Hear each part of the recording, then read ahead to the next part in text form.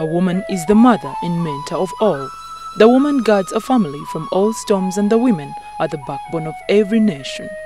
Despite a history of inequality, a woman has found her way to empowerment, freedom, and bliss. Today, we celebrate the journey of a woman through Annet Babirye.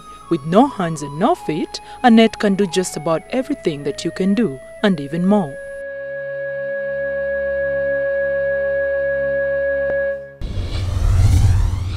Thank you for joining us. This is Life Stories. My name is Justine, your host, and I warmly welcome you to the show. Today, Life Stories is in a place called Bunamwaya, on the outskirts of Kampala. We're going to meet a special lady. After an illness, she happened to lose her hands, and something also happened to her feet. But today, watch her do more than survive. This is a story of undeniable courage in the eyes of adversity. This is Life Stories. Mama, how are you? I'm fine, how are you? How is this place? The place is good. Thank you for having me here. Thank you too for coming. Kakati, Madam Annet, what exactly happened? I was told that I suffered from measles when I was still young. And after some time, the doctors decided to chop off both arms and the feet. When did this happen? When did measles attack you? When I was still young, my What age was that? grandmother was the one who told me that it affected me when I was around 10 months. 10 months old? Yeah. And that's when you lost both of your hands? Yeah. And the feet? Did they ever tell you why the doctors made such a decision? Okay, my grandmother was telling me that the doctors had advised them that for me to remain alive, that they should cut off both the legs and the arms. That's what the doctor advised. Yeah. So where did you get treatment? Where did I get the treatment? From Lago Hospital. But I don't remember the years. Of course you don't. Yeah, because I was still young. So what happened after that? Did your health stabilize? It is stabilized because you see me now. After cutting off, the doctors still advised my parents and grandmother to take care of me. I grew up with my grandmother. Have you had any other did you ever have any other serious illness attack your body? No, apart from the measles, nothing else. So when did you realize that you are different from other children? I think when I was around 5 years, I noticed that I was different. And because other children could do other things, but I could not. Because during that year, my grandmother was feeding me. Everything was done by the grandmother. So that's when I knew that I was different. Where were your parents at this time? My mother is in NTV, but my father had passed away around 77. Every bit of life seemed to have gone down the drain with the loss of not just one, but both her hands and feet. Annet's grandmother looked at Annet differently. She was the beginning of Annet's life today. Were you able to go to school? Yeah, I was. I went to a nursery school.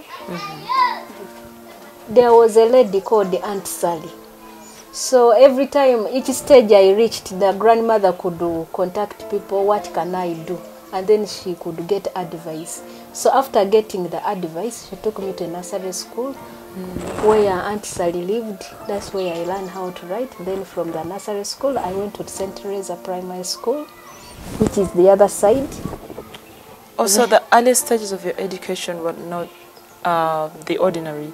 You were taken to a place where you were taught to write first. Yeah. Somebody was equipped with skills to teach disabled children how to write? No, it was a normal school. No, I'm saying the place where you were taken first to teach you how to write. No, she didn't have those skills, but she could just, together with other children, I learned from that. And then you were taken to nursery school? Yeah, after the nursery school, I went to the primary section, and from there, secondary, HSC, and up to the institution where I got a diploma. So, Madam Annet, which schools did you go to? I went to St. Teresa Primary School. Then I went to NTV Secondary School and NTV Secondary School and the Makerere International Institute for Environment and Development Skills. And what did you study at the institution? I studied the Environment and Development Studies. Little by little, she learned how to do things with the help of her grandmother. With guidance from the same person, Annet took school seriously as she looked at her chances as less than the rest of the students. One day, a surprise visitor drove Annette's education dream to reality. Madam Annet, who put you into school? Who paid for your school fees and, saw you through the whole system?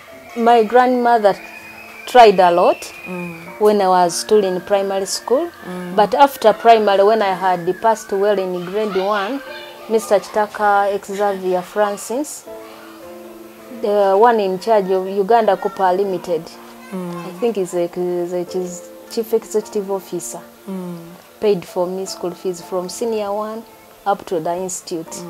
He was your relative? No, he wasn't. It's just a mere person, but he got interested in me and paid for me.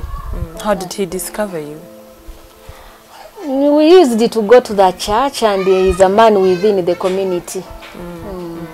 So, and I really appreciate him. So he put you into school on the grounds that you had performed well at P7? So tell me about your school life. How was life for Annet, who does not have both hands and both feet? Okay, life was not so easy, but primarily for me was very easy because I used it to interact with everyone. And even in senior 1, because children from where I went from, we went together to the secondary school, apart from HSC, where the headmaster said, you didn't do this because I passed in the 3rd grade. He was still querying me that who did for you exams. He couldn't believe that I could write. He told me, you go to your parents and tell them to come and confirm. When I brought the parents, he said, you go back to the school where you were in senior 4 and bring a recommendation. Oh, you wanted to change school? Yeah, for because the from, And the new school had this doubt that you probably could not write. That I couldn't write. But I proved it to him that I can write.